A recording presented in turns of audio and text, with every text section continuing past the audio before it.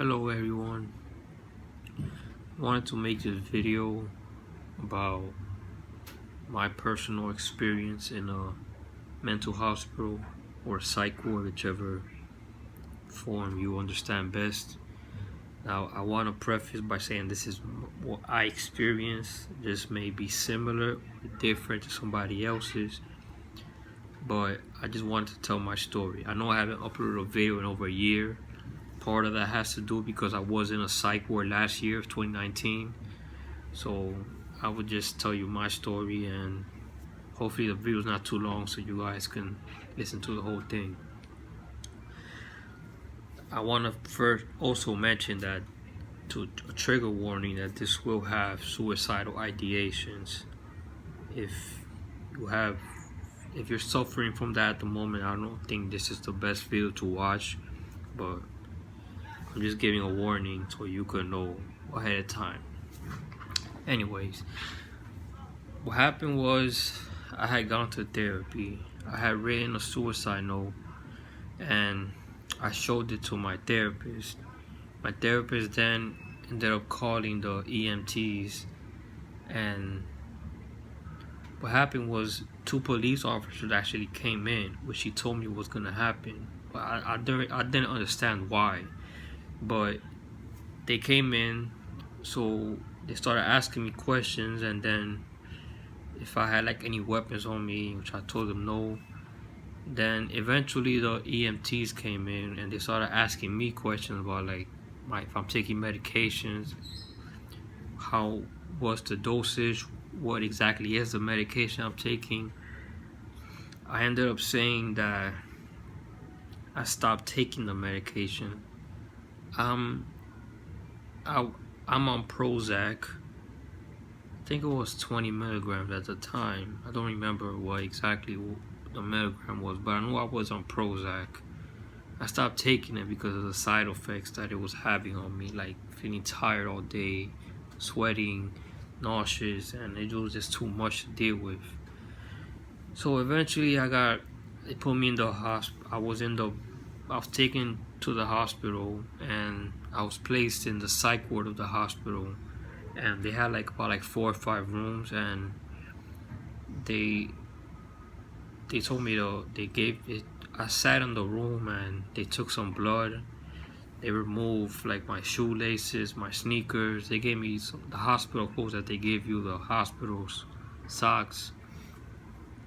And then it was my first time being there, so I didn't know what to expect.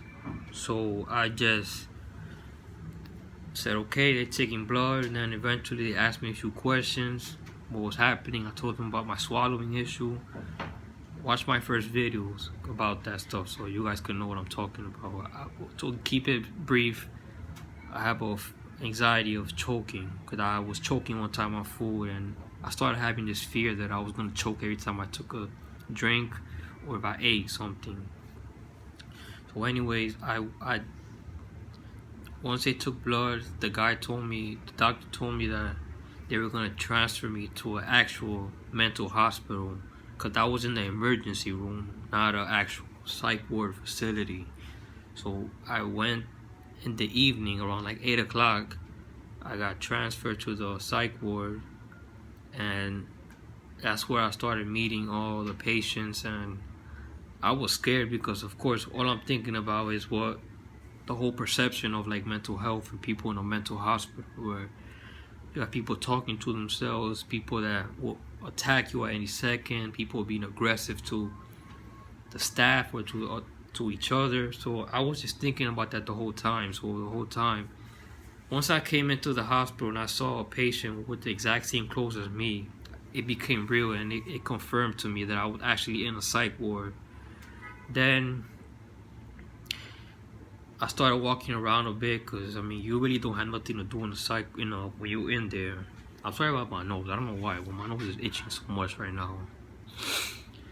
Then I was placed. I started walking around, and some of the patients introduced themselves to me. We shook hands and we started talking to each other about why we were there, and I told them. And then that was on a Thursday, so it was eventually time. at where I was staying at 10 o'clock, they had what's called a day room where they had a TV and they had an iPad, but the iPad was inside of like a glass. Well, not really glass, but it's like you couldn't physically remove the iPad. You could only go to certain websites, and people only went on YouTube because they didn't have all the social medias that you could go to. So people would just listen to music. Eventually, I fell asleep that day, and I remember when I'm laying in the bed on that flat pillow. That pillow had no give at all. It was like this thick. Like it had nothing. I had to put like a towel underneath. I had to put like 2 or 3 towels underneath the pillow just to have some sense of comfort in my head. And I remember like laying down and just saying, I'm really in a psych ward. Then that's when it like became real. Then it was the next morning. I walk around. They served breakfast around like 8:30, so I woke up around 7 or so. Started walking around, and then there was a few patients awake as well, but you couldn't really do nothing until, because the day room was closed until they opened it at 8:30 to serve breakfast. So eventually I went back to sleep for a little while, and when I woke up, a nurse came in and she handed me my medication, and she watched me swallow it because they weren't gonna let you just take it and not watch you taking the medication, so they had to physically see you swallowing it. You had to like open your mouth and show that you don't have the medication hidden somewhere. So then they assign you a psychiatrist and a social worker, which is what happened to me. The thing that frustrated me was that my psychiatrist, at least for me, she wasn't that friendly of a person. So she would like talk to you. She would ask you a question, and as soon as you start talking and explaining the answer, she would start doing this with her hand, like kind of like forcing you to speed up. So it was like I never felt like I could be vulnerable with her. And in general, it's going to be difficult because I was already going to therapy for over a year, and now I have this new psychiatrist that I just met 10 minutes ago. So now I have to tell her basically my whole life story of why I'm in a psych ward in the first place. So eventually, the hospital where I was at, you meet a psychiatrist 5 days a week, Monday through Friday. So the next day was Friday when I was there, and we started talking, and then nothing happened after that. She just said, I'll see you Monday. And then after that, then the days went on, and I would see like patients yelling at each other, which did happen. I saw a male patient punch a female nurse in the face. I saw a male patient spit on another female patient, and it was obviously a lot. I was ultimately in the psych ward for 13 days, and it was a horrifying experience, to be honest. Like, you don't have no privacy. If you go to take a shower and you take too long, somebody's going to start knocking at the bathroom door, which I'm not upset about, because I know if I'm suicidal, I obviously understand like the lack of privacy. I'm not upset about it. It was just something new to me, like every time, like about 20 minutes or so, every 20 minutes a nurse will have a clipboard on them, and then they will they will check down the name. So they will open the door to your room and make sure you're there, and then they will like check you off. So like, I'll be trying to fall asleep, and then randomly the door will open, and it was a nurse, and it was obviously frustrating because it would be difficult to fall asleep.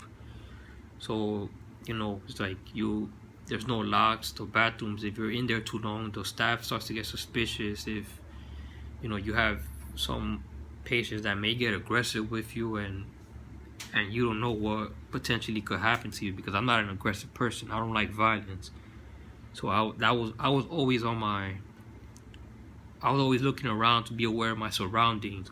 But what I noticed was that those patients that will fight with other patients were always the ones that would kind of like be the most talkative. They will always try to get into everybody's business, and naturally that's just a cause for tension if you do that. My whole mentality was, I'm gonna speak to somebody if they speak to me. I'm not gonna approach approach them and not knowing what mental health issue they had. Ultimately, the psychiatrist diagnosed me with major depressive disorder and social anxiety disorder, which I already knew I had, but I guess it just became more confirmed when you had another psychiatrist that you meet for the first time that tells you what you're diagnosed with. And eventually, I got discharged. I got my shoelace back, my sneakers, my wallet, my money, all the stuff that I came in with that I wasn't allowed to have. And like I said, I didn't like the experience. It was something that I hope I'll never have to deal with again.